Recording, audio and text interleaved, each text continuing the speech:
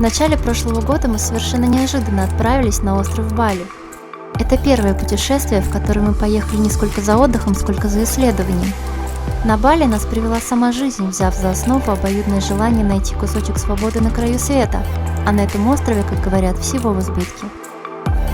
Мы проехали 2 недели с небольшим по острову Бали, и в этом видео покажем все, что увидели, и как находили свое ощущение свободы перед глобальным локдауном.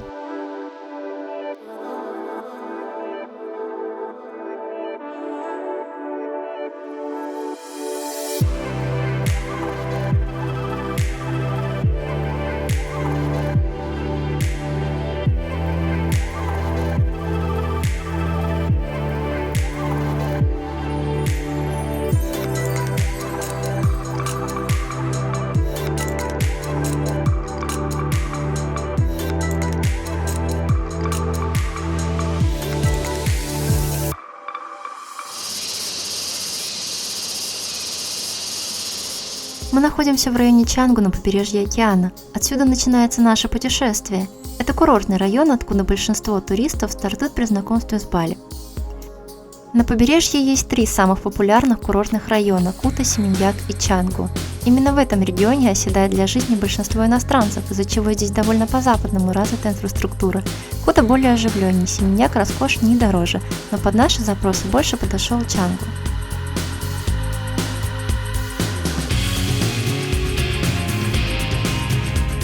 На Бали мы искали тишину и природу в любом месте проживания, но в центре азиатских городов спокойствие найти невозможно. Шумную атмосферу здесь создает огромное количество мотобайков и заведений. В том же Чангу жизнь кипит круглые сутки, но если отъехать немного от города, мы попадаем в совершенно другие места.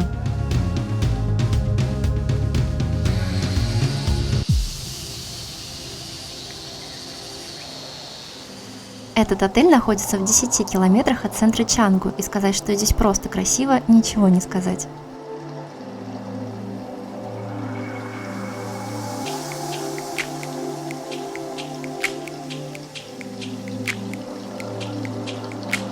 Поодаль от океана можно найти сотню отелей в таких местах. В Чангу их больше всего, и сам этот район бюджетнее соседних городов. На Бали разнообразие довольно необычного жилья. В этом видео я расскажу про некоторые виды отелей, в которых мы останавливались. И начну, пожалуй, с самого популярного – с виллы. Виллы сдаются как частные напрямую от хозяина или в составе комплекса вилл. Основное отличие от отелей – это приватная территория с личным домом, бассейном или поделенная на несколько семей, если на вилле сдается сразу несколько комнат. Мы жили в отельном комплексе на приватной вилле со своей территорией и личным бассейном, что создавало ощущение полной уединенности от окружающих.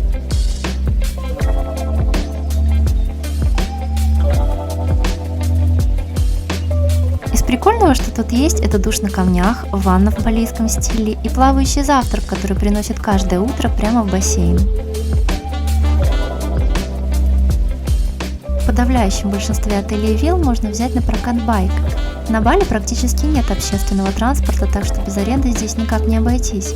Для того, чтобы снять байк, нужны права международного образца и в идеале категории А. У нас, как у большинства туристов, этой категории нет, но с минимальным опытом вождения машины научиться водить байк вполне реально. В конце вступительной части скажу немного о деньгах. Мы меняли доллары на местные рупии в официальных обменниках. Курс на Бали космический, за 100-долларовую купюру мы получили 1,5 миллиона рупий.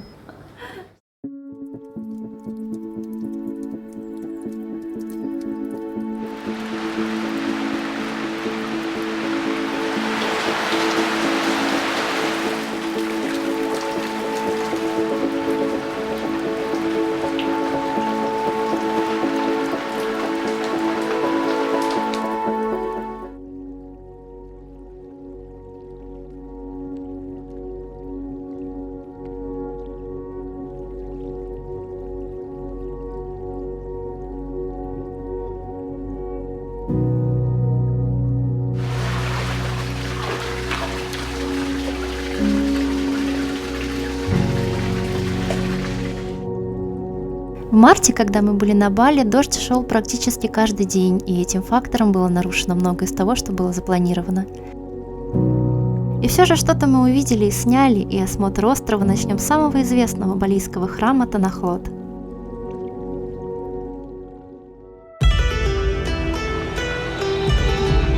Это действующий индуистский храм, одна из главных достопримечательностей на острове. Его часто называют храмом на воде, так как он был построен в скале, стоящей прямо в океане, и во время прилива полностью окружен водой.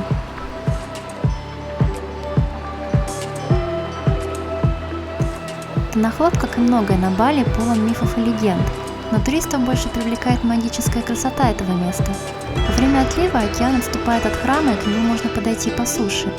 Мы, к сожалению, этого не видели, потому что отлив в океане наступает ближе к вечеру, так что у нас в памяти Танахлот остался примерно таким.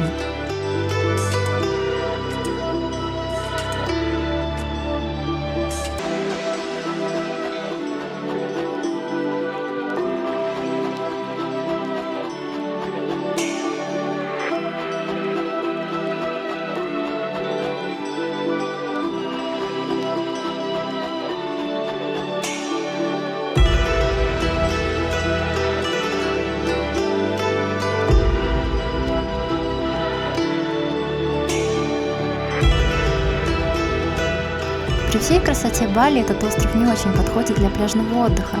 Основное направление на балийском побережье – это серфинг. Вся инфраструктура в основном заточена под него, и большинство туристов приезжают сюда именно по этой причине. Что касается пляжного отдыха, то с ноября по апрель на Бали сезон дождей, и океан в это время действительно довольно грязный. И купание, это не самый приятный процесс, честно. К тому же в океане достаточно сильные волны, и в этом вопросе Бали по праву считается раем для серферов.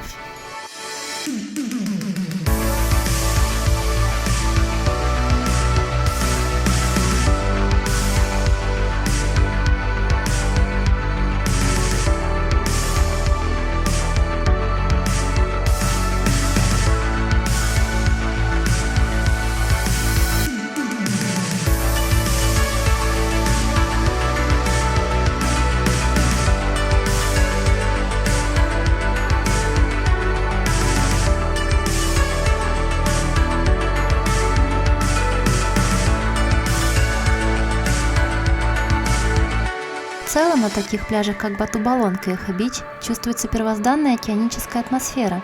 Хоть пляжи центральные, но довольно дикие, и это дает непередаваемое ощущение свободы. Я бы сказала, что самый главный недостаток на Бали – это платный вход абсолютно на все. Куда бы ты ни приехал, тебя везде встречает организованный сбор денег с туристов. Храмы, водопады, террасы, и даже на пляжах приходится платить за въезд и парковку. Курорты именно этого региона знамениты своими балийскими закатами. В сезон дождей нам закатами не очень везло, большую часть времени было довольно облачно, и солнце находилось где-то за облаками. Все-таки что-то мы поймали. Нет, камера вообще ни разу не передает этой оранжевого диска, но фиг с ним, зато какая атмосфера.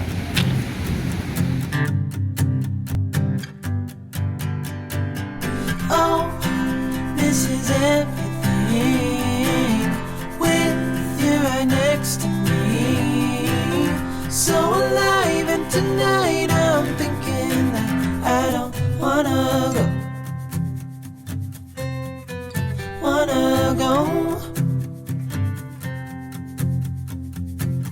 Calling sick in the morning, baby, don't leave. Need to know we're out here wild and free. They say we're crazy, it's too much.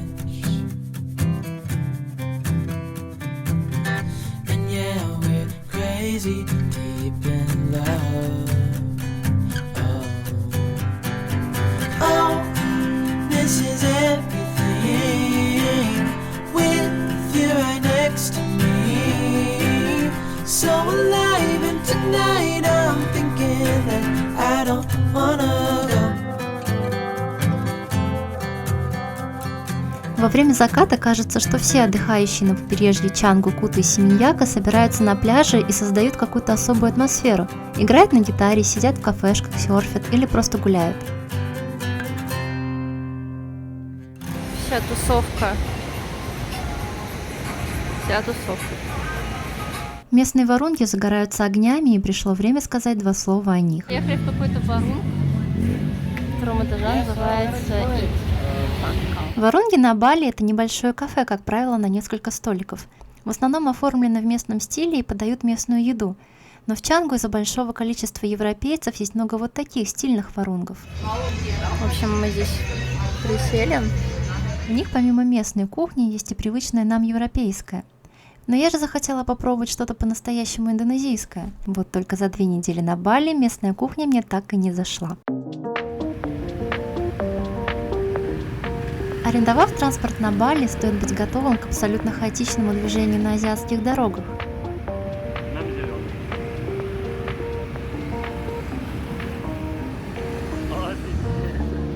Основная причина такого хаоса – это огромное количество мотобайков, водители которых совершенно не придерживаются правил дорожного движения.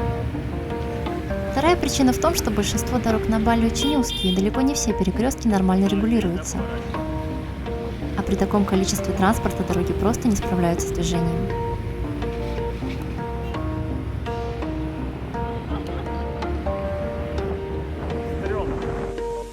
На всем острове нам встретился лишь один цивилизованный проспект столицы Денпасар.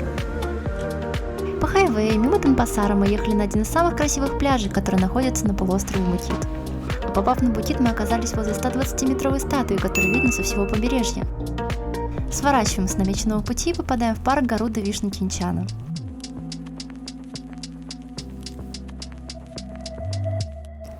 При всем размахе затеянного этот парк был построен лишь в 2018 году. В том же году была возведена статуя индуистского бога Вишну, сидящего на своей птице Гаруде. Строительство парка еще не закончено, и пока он представляет из себя лишь пустынную территорию, высеченную в скалах, где изредка встречаются отдельные фрагменты гигантской статуи. Двигаемся дальше по Букиту, и на очереди Меласти-Бич.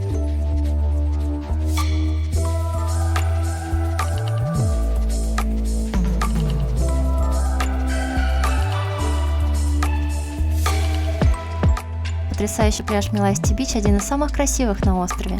Расположенный у подножья обрывистых скал Букита, он вызывает восхищение уже на подъезде к нему.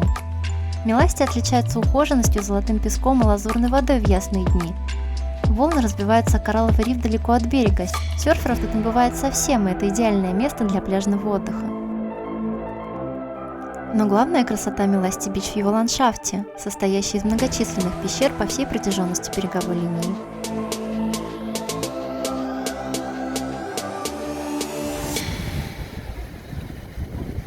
Это пляж Меласти-Бич. Реально прикольный. Он действительно лучше, чем все пляжи, которые я видела. А с наступлением заката мы провели на этом пляже, пожалуй, самый восхитительный вечер на Бали.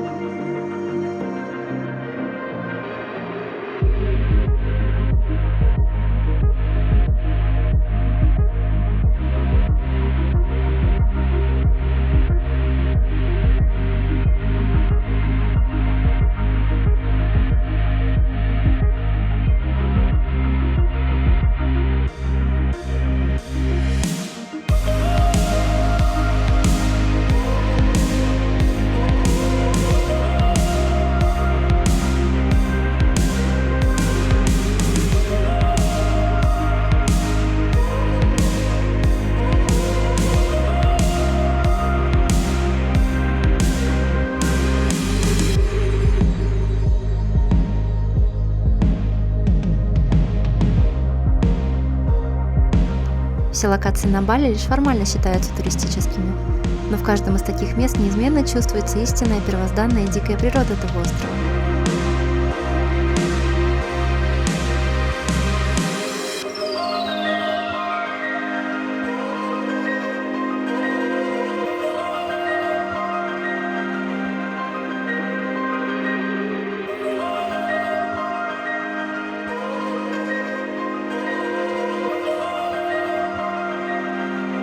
Вот так закончилась первая часть нашего путешествия. Знакомство с этим регионом открыло нам океан и ту сторону Бали, которая с ним связана. Океаническая часть Бали пропитана духом расслабленной свободы. Многие иностранцы, которые здесь живут, посвящают свою жизнь серфингу, в то же время находят балийское умиротворение в окружающей природе. Хаотичное движение в городах контрастирует с тишиной храмов и захватывающей дух атмосферой океана. В Чангу, казалось, сошлось все, здесь было все, что ожидаешь от Бали, и уезжать с этих мест совсем не хотелось.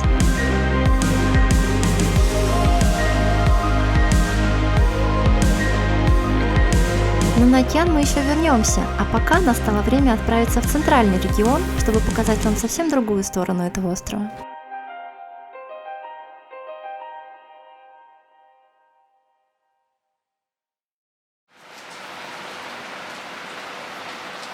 В день отъезда из Чангу дождь подпортил нам планы с плавающим завтраком.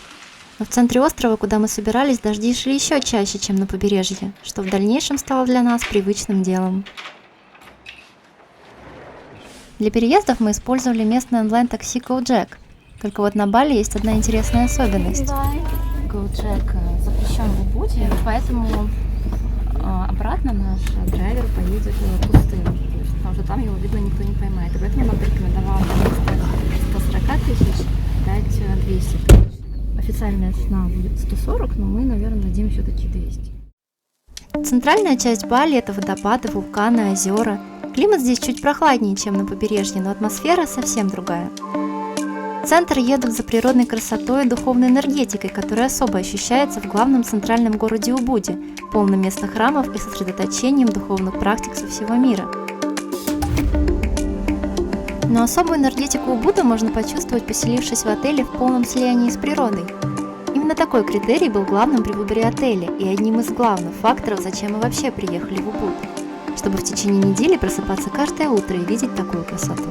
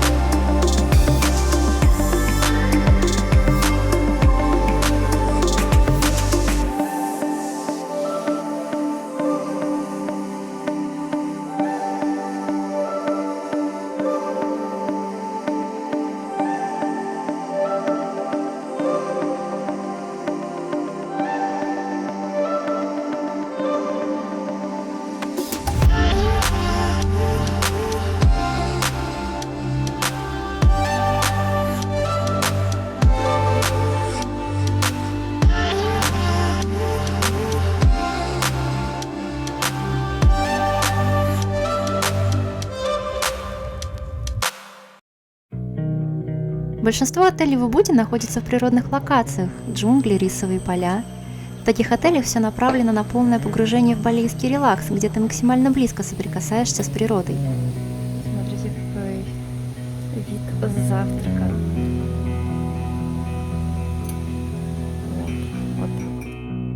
В таких отелях 24/7 ты окружен звенящей тишиной, местной флорой и фауной и полным ощущением того, что время идет как-то совсем по-другому, немного медленнее.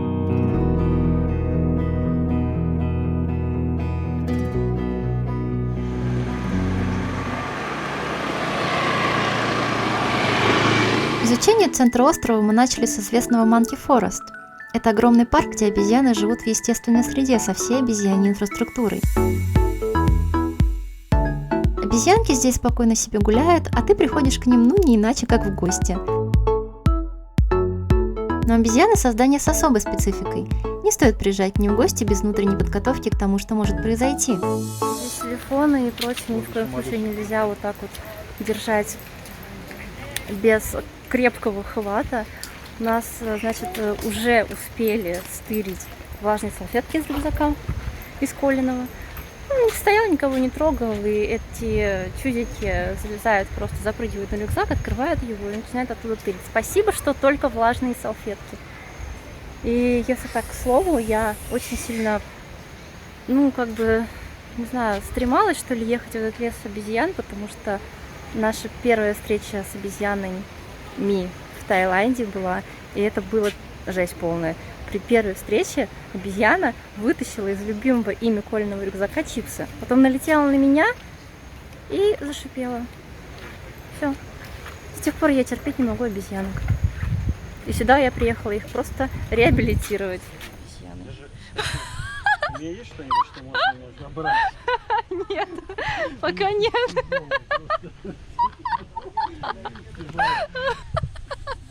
Если он, я не знаю, она держится за портфель. То есть она и такая... Пугнуть и... Слушай... Вообще обезьяны довольно забавные существа, если не привлекать их внимание и соблюдать несколько несложных правил. Вот, пожалуйста, поэтому она на меня и набросилась. Вот. Не надо смотреть обезьяне в глаза. Не любят они, видите ли, пристального взгляда. И все же Monkey Forest – это тропический парк, где приятно просто погулять и понаблюдать за жизнью местных обитателей.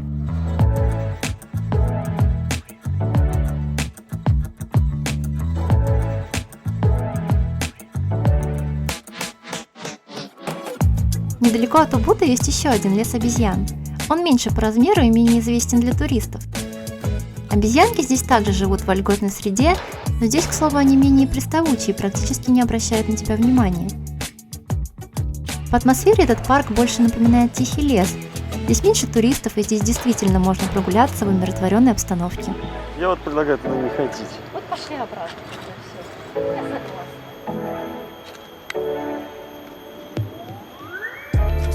В Убуде удивляешься тому, как сочетается азиатское и европейское. Вот шумная балийская улочка, на ней ресторан американской кухни, вот с такими необычными бургерами.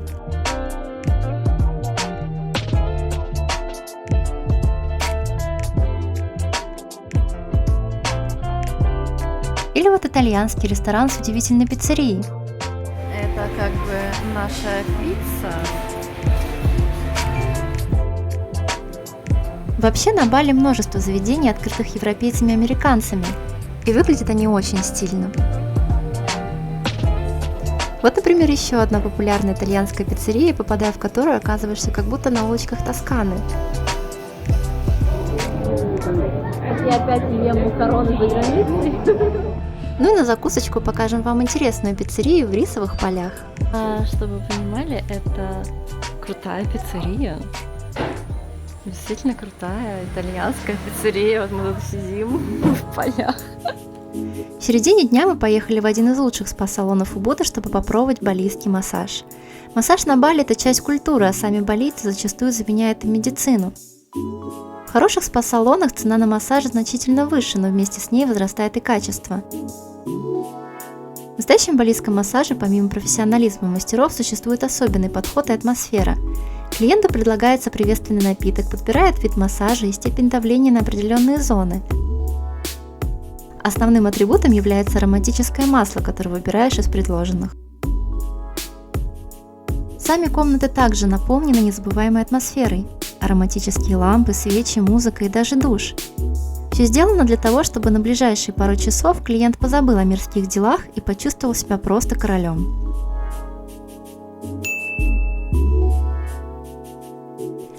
Две недели на Бали крайне мало для изучения острова.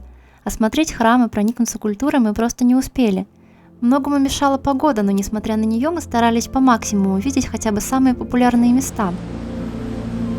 Одним из таких мест была тропа художников в Убуде. Она явно не создана для посещения в дождь. Тропа художников – это тихая живописная прогулочная зона на горном хребте длиной около 2 километров. По бокам холма 2 реки, соединяющиеся в одной точке. Тропа популярна как среди туристов, так и среди местных жителей. В ясную погоду сюда приходят встречать рассвет или закат, прогуляться в тишине с захватывающим видом. В дождь трудно было оценить всю полноту этого места, но среди шумного Убуда спокойствие и умиротворение здесь однозначно почувствуешь.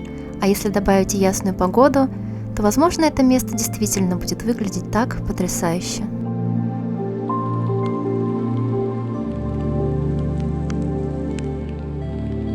Изучив Убуд, пришло время выехать за пределы города и направиться вглубь острова, чтобы увидеть, пожалуй, самые главные красоты Бали. Начнем с водопадов. На Бали огромное количество естественных водопадов, что неизменно манит сюда людей со всего мира. Самые высокие, более 50 метров, находятся в северной части острова. В центре, хоть и не самые высокие, но, несомненно, тоже очень впечатляющие. Практически у каждой видовой локации есть так называемые инстаграмные споты. Наряду с инстаграмным кафе эта тема очень популярна на Бали. Только на этом водопаде мы нашли как минимум 4 таких мест. Самое красивое из них, конечно же, платное.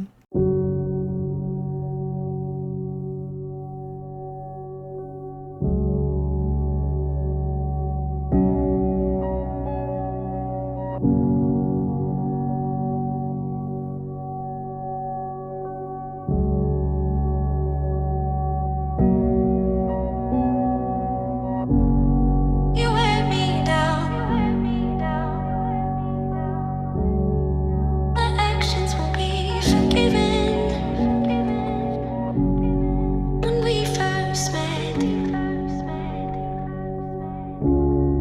a simple text.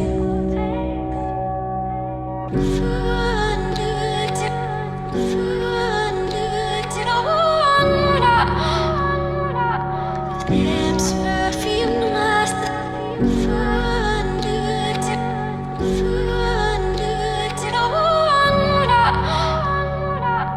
Lips perfume last. Первым на нашем пути был водопад Таганунган высотой 20 метров. Он отличается тем, что не окружен горами, и взгляду открывается масштабная тропическая картина. Этот водопад находится еще не так далеко, в окрестностях Убуда, но так уж получилось, что из всех водопадов, которые мы видели, этот самый живописный. Reminiscing about the time when we first met.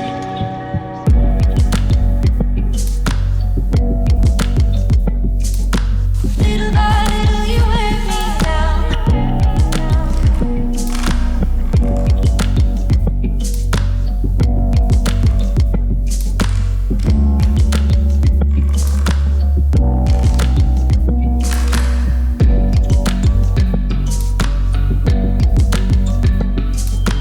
Little by little, you wear me down.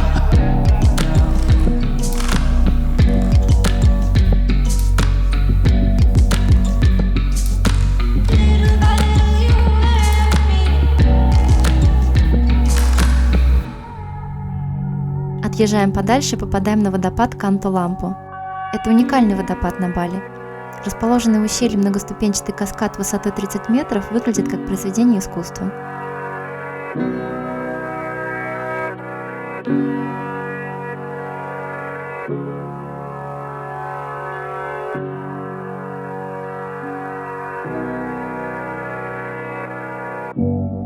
You wear me down. My actions won't be forgiven. When we first met, a simple text.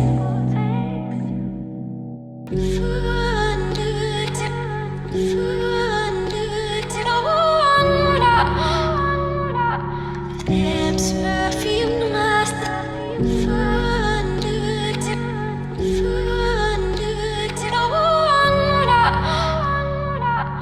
Lips perfume last.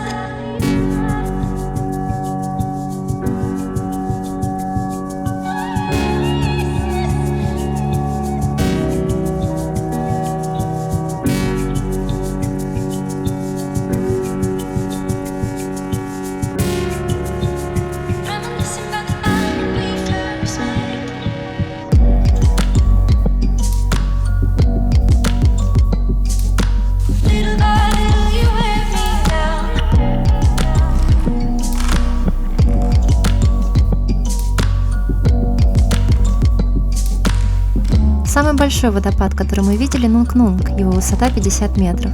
Этот водопад поражает своей мощью, при виде него захватывает дух, а подойдя ближе к потоку, начинается эйфория. Здесь мы почувствовали, что значит водопад в большом смысле слова. Поток воды буквально сносит с ног, вокруг непроглядная дымка из брызг. В такой атмосфере мощь природы берет над разумом верх.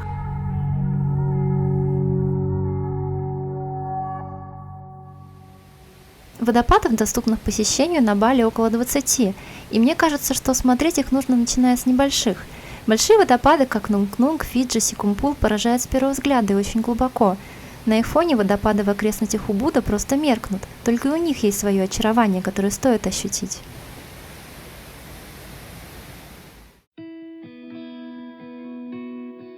Бали – это остров вулканического происхождения и входит в Тихоокеанское огненное кольцо, так что, само собой, здесь есть вулканы. Основных на Бали 3, и 2 из них по-прежнему действующие. С недавних пор вулканы Бали стали туристическим местом. На их вершины можно взойти с экскурсией или посетить храмы у подножья. Но из-за ограниченности времени мы не включали в свои планы посещение этих мест и попали на один из действующих вулканов совершенно случайно. Мы приехали на вулкан Батур совершенно случайно по дороге на Сикумпул. Попали на такую красоту. Батур далеко не самая высокая гора на Бали.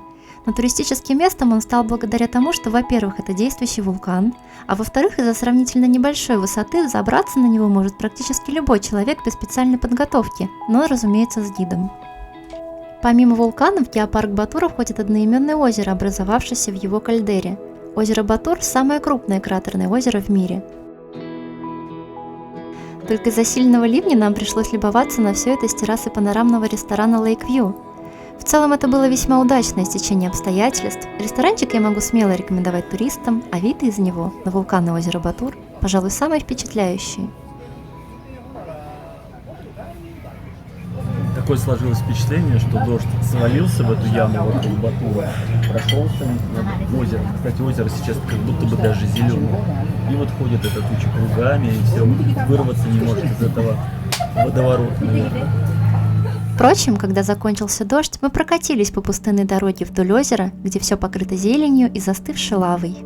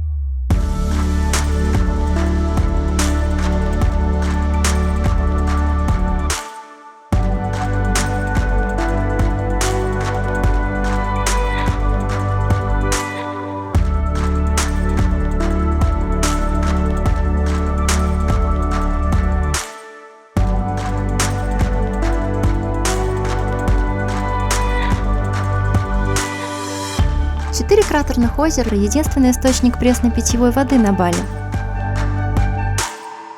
Балийцы считают воду священной, ведь она дает жизнь посевам, очищает тело и душу. К тому же на тропическом острове, окруженном со всех сторон соленым океаном, где летом бывают засухи, к пресной воде особое отношение.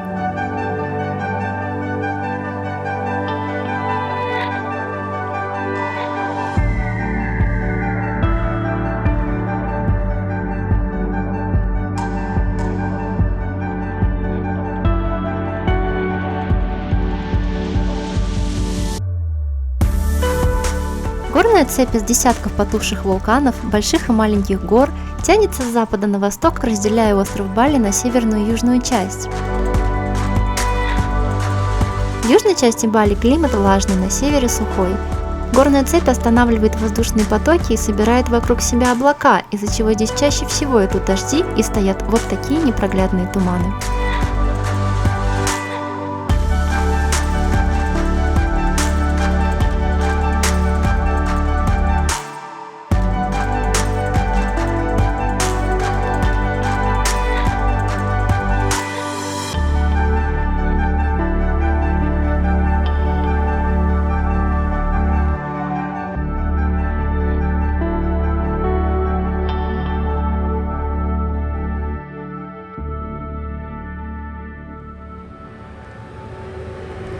Кажется, что Бали небольшой, но на то, чтобы проехать его от и до, придется потратить целый день. Дороги по всему острову извилистые, и от этого расстояния здесь довольно большие.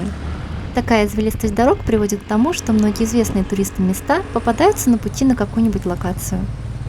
В общем, чтобы сфотографироваться с этими воротами, да просто хотя бы, чтобы подойти к этим воротам, надо заплатить 50 тысяч человека. Короче, 500 рублей за двоих. И, само собой, я думаю, что это уже крайний развод. На такое я точно не пойду. Поэтому издалека посмотрим и, собственно говоря, поедем.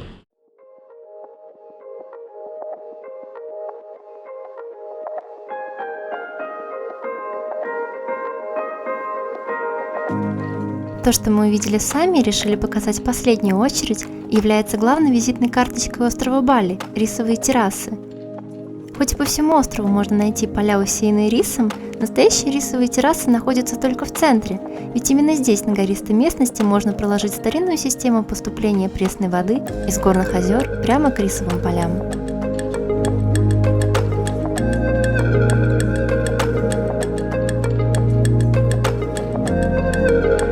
Такая ирригационная система называется Субак. Она была изобретена на Бали более 1000 лет назад и входит в список всемирного наследия ЮНЕСКО.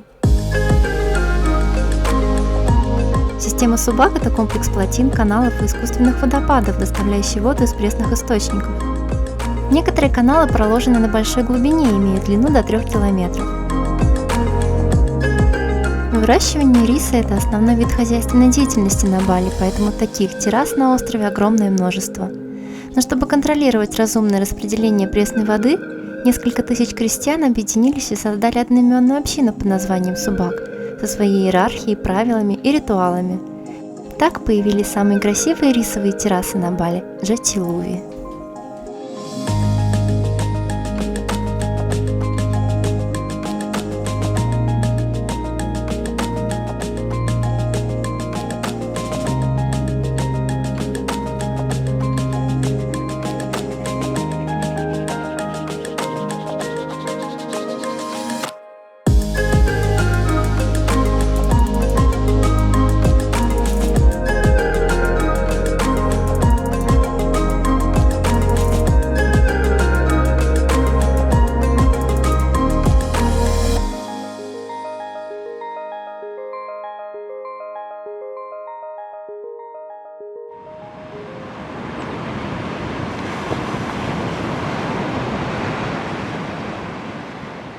Третью часть отпуска мы провели на полуострове Букит, самом необычном для Бали районе Нуса-Дуа.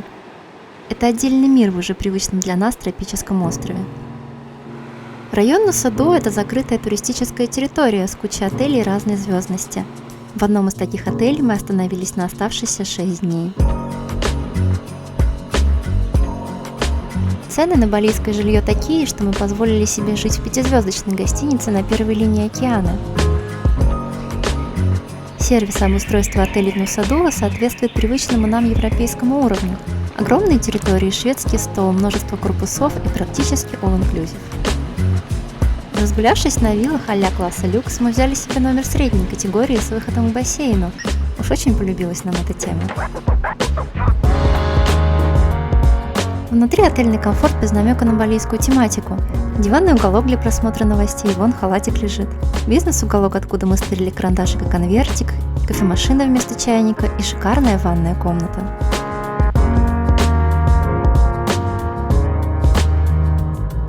Все вполне себе обычно, за исключением вот этого.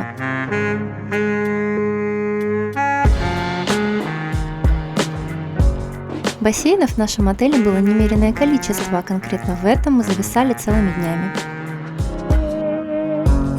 Сам район Нуса-Дуа отличается от всего Бали исключительной ухоженностью. Здесь от дикого острова не остается и следа.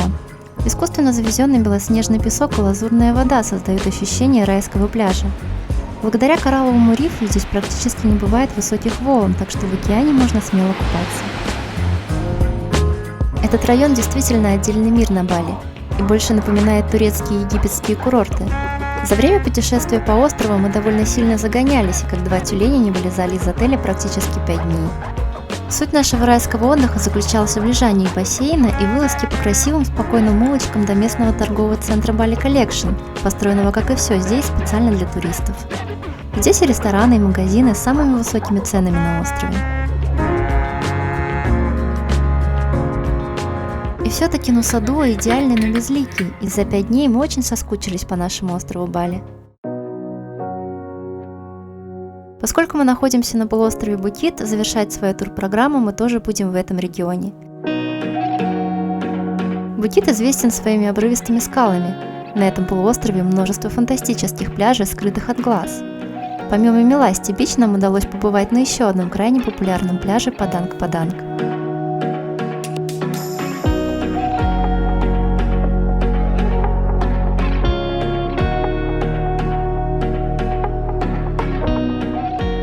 Знаменит этот пляж по 2 причинам.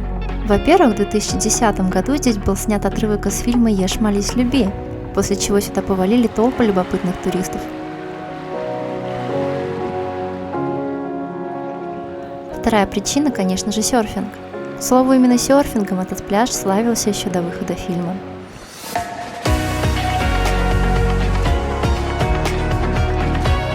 Из-за геологической особенности здесь катаются как новички, так и суперпрофессионалы. Именно рядом с этим пляжем образуется крученая профессиональная волна высочайшего уровня сложности. Сам по себе пляж Паданг-Паданг – это очень маленькая и очень красивая бухта, пригодная для купания. Волн у берега практически не бывает, а серферы катаются где-то далеко. Кстати, мы тоже пару раз попробовали встать на доску. Мы Серферы! Для начала мы взяли урок у инструктора и, решив, что в серфинге все предельно просто, отправились покорять небольшие волны на побережье Нуса Дуа.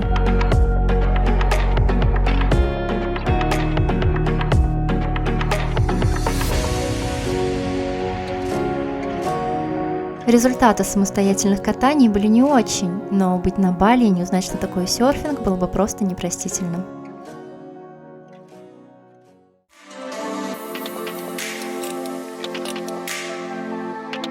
Ключевой точкой в нашей поездке стало место с самым восхитительным закатом на всем острове Бали – Улувату.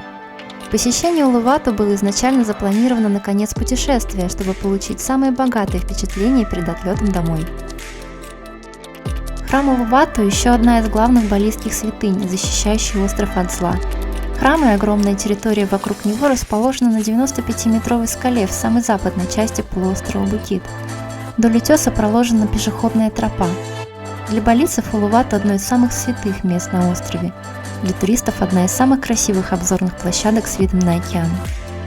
За 2 недели нам не очень везло с погодой, и застать закат солнца, не закрытого облаками, было настоящим балийским чудом. Единственное, о чем я сильно жалею после посещения Улувату, так это то, что снимала его на камеру и не испытала в полной мере это поразительное ощущение, стоя на краю земли в самом умиротворенном и в самом отдаленном для меня месте мира, наедине с шумом океана и бескрайними просторами.